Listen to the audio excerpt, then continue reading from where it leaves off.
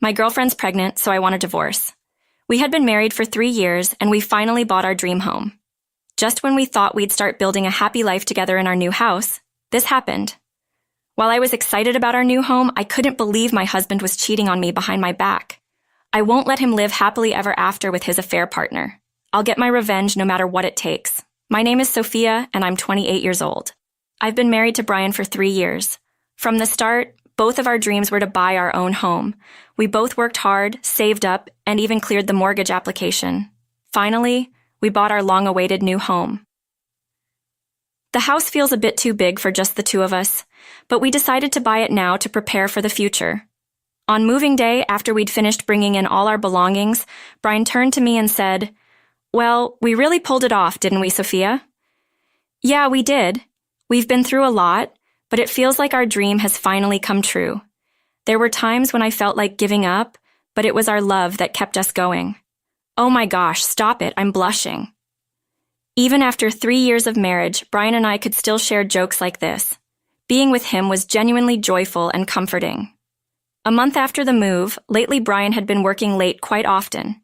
His work keeping him busy became a daily routine. To check in with Brian before he left for work in the morning. "Brian, are you coming home late again today?" "Yeah, probably. Have to work overtime." "I see. You've been busy lately. Are you okay?" "Well, it's work. Can't help it.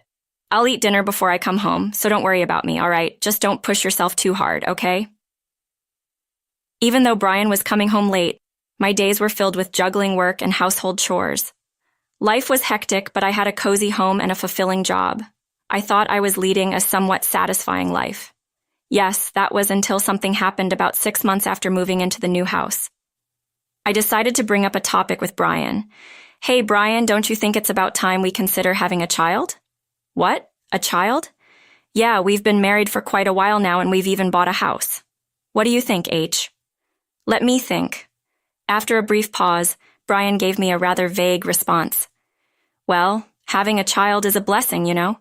Do we really need to set a timeline?" "That's true, but I'm almost 30, you know. Having a kid at 30 isn't uncommon these days. Let's just leave it to timing, okay?" "Got it." I remember how much you used to say, "I want kids soon," right after we got married. Now, you seem less enthusiastic about it. Although Brian's reaction made me uneasy, I tried not to think too much about it. Then, 1 week later, I came home from work to find Brian, who's usually home after me, already there. Surprised but happy, I rushed over to Brian.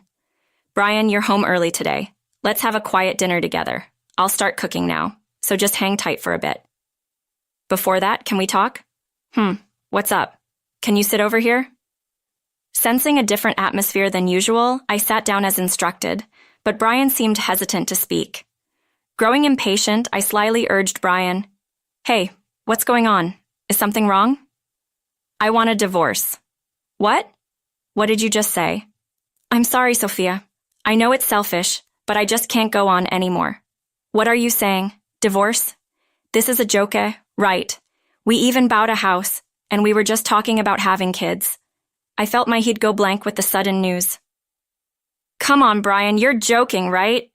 Divorce isn't something to joke about." "I'm not joking. I'm serious." "Why? Why would you suddenly say you want a divorce?" "Well, Chloe, the woman I've been seeing, is pregnant, so I want a divorce." "Chloe? What are you talking about? I can't abandon Chloe. I'll take responsibility and marry her." "I don't understand. Are you serious? Why would I joke about something like this?" "Just please. Let's end this." I can't believe this. I never thought my husband would cheat on me, especially when we've been so close. My hopes were shattered in an instant. "Since when? How long have you been seeing her?" About 6 months? No, maybe a year." "A whole year? So you've been involved with her even before we moved into this house?" Tears started to fall as I struggled to accept this harsh reality. Was it some sort of nightmare? Seeing me like this, Brian awkwardly broke the silence. "I'm really sorry. It's not your fault. It's all on me. Please don't cry." "What are you talking about? How can you expect me not to cry when you drop something like this on me?" "You're right. I thought we would be happy together. I thought this home would get livelier when we have kids in the future, and now this. Each time I spoke, the tears would not stop flowing. Brian, trying to convince me, started talking in platitudes. I still love you, Sophia, but I have to take responsibility for the child, too. I thought you would understand. Hold on, wait. Do you still have feelings for me? Of course. The only person I love is you. That hasn't changed. But we don't have kids. Shouldn't we prioritize Chloe's child in this case? What was he talking about? If he loved me, he wouldn't have cheated in the first place, right? How can he claim to love me and still cheat, even getting the other woman pregnant? There was no way I could forgive such a convenient excuse. At that moment, a surge of anger unlike anything I'd ever felt before welled up inside me. Staying late at work, going in on days off, he was meeting Chloe during those times, wasn't he? Thinking back, there were signs of cheating from the beginning. I just assumed he was busy with work. I wanted to slap the me who was praising him back then. But for now, I couldn't afford to get emotional. Doing my best to calm my racing heart, I told Brian, "This is all happening so fast. I can't really wrap my head around it. I need some time." "Oh yeah, makes sense." He nodded, visibly relieved. "For now, let me go back to my parents' house. I'll contact you once I've sorted out my feelings." "Yeah, sure. Got it. Bye." Then I left the house without looking back. I could have really gone straight to my parents' house, but I didn't want to worry them. With no other option, I checked into a hotel. Since I had the time, I decided to do some research on divorce. Then I came across something astonishing. The guilty party can't request a divorce. This is it. This is the way to go.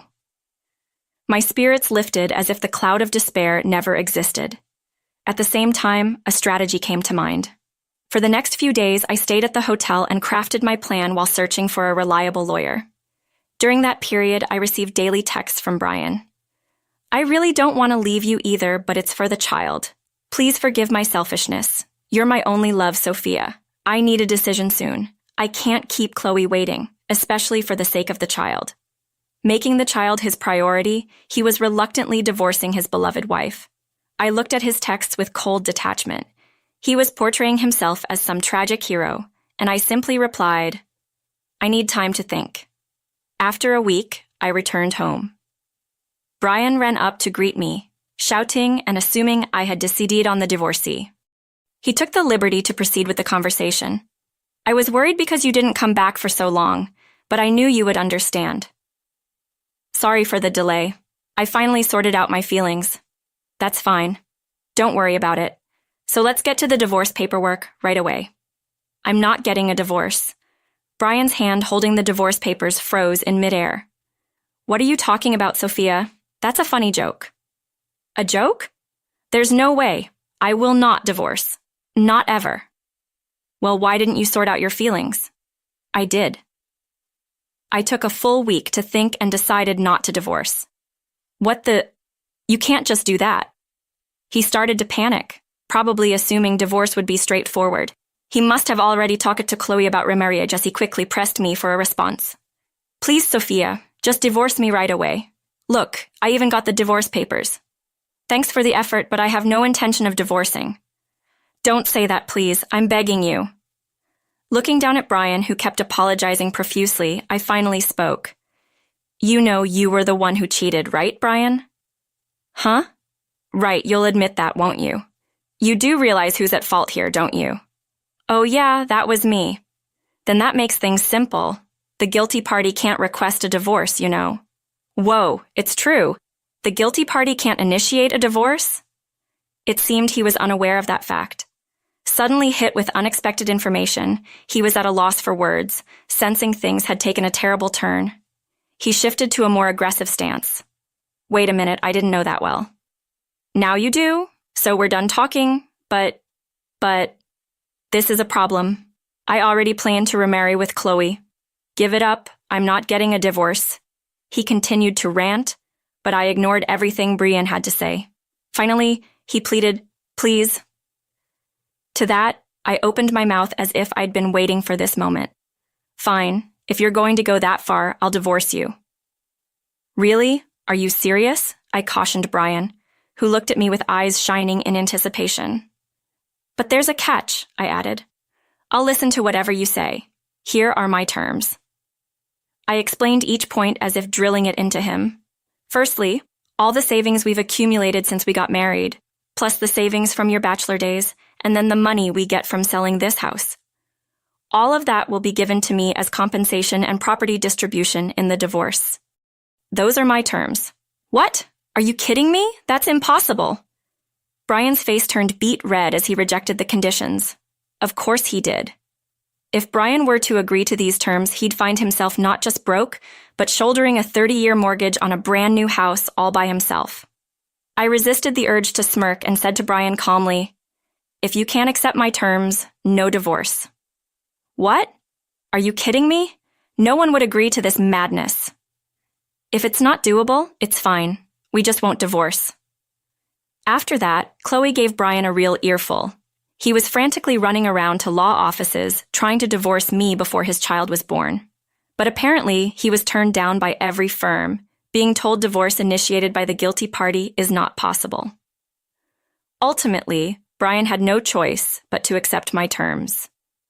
Worn down to the bone, Brian finally spoke to me. "I can't take it anymore. I'll agree to all the conditions. Just give me a divorce."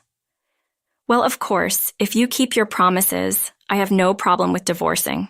Thank you. And as you said, I'll pay everything. Please, please don't claim alimony from Chloe in the divorce, okay?" "I see. I'll think about it." With that, Brian and I were officially divorced. Right after the divorce was finalized, I went ahead and claimed alimony from Chloe in the divorce court. Upon finding out, Brian called me, furious. "Hey, Sophia, what the heck is this? This isn't what we agreed on." "What do you mean, not what we agreed on? What are you talking about?" "Don't play dumb. We had an agreement that you wouldn't claim alimony from Chloe, right?" What are you talking about? I said I'd think about it. But I never said I wouldn't claim alimony." "What the hell does that mean?" Apparently, the two of them were planning to get by on Chloe's savings for the time being. But when I claimed alimony, even those savings were completely depleted. "That's low. Don't you have any compassion?" "Compassion? That's funny." To Brian's mistaken words, I responded, "Clearly, the one who's low here is me. Let's not forget how we got here in the first place. You freaking cheated." "Even so, did you have to go this far? I've already paid you enough money." "So what? You think I should be grateful because you settled this with money? If I wanted to, I could ruin you socially, but I decided it's a waste of energy to do anything more for a lowlife like you. Get it? Never involve yourself with me again." With that, I hung up the phone and blocked all communications from Brian. Finally, I had taken my revenge on the cheater. As for that new home we bought, it seems we could only get back about 60% of the initial price. All the loan payments now fell on Brian, and he had no money to pay them off. He's borrowing from relatives left and right and still taking loans from financial institutions. In the end, it looks like he'll end up paying far more than the original mortgage. Despite having a child and increasing expenses, it seems that Brian and Chloe are fighting daily over money. "Weren't you not going to claim alimony for me in the divorce? What's going on?" "I told you, she tricked me." "You're the one who got fooled. How useless can you be? We're going to have more expenses now with this baby. What are you going to do?" "Don't blame me for this. It's not like I had a choice. This is all because you kept nagging me to get a divorce. What are you saying? This is my fault? You should have just pulled off a smooth divorce without getting caught. Like that was possible. Be realistic. You're just too incompetent, man. I should have never gotten a divorce in the first place. I'm the one that should be saying that. I shouldn't have had a child with a man like you." At this point, there's no denying that they brought this upon themselves. The newborn is innocent, but for those two who committed the terrible act of cheating, it's an appropriate outcome. As for me, I've rented an apartment near my workplace and am now thoroughly enjoying my life as a single woman. I've been recognized for my accomplishments at work and I got a raise. Though I had to give up my dream home and now have a divorce history, my life is far from over. From here on out, I want to forget all about my past married life and live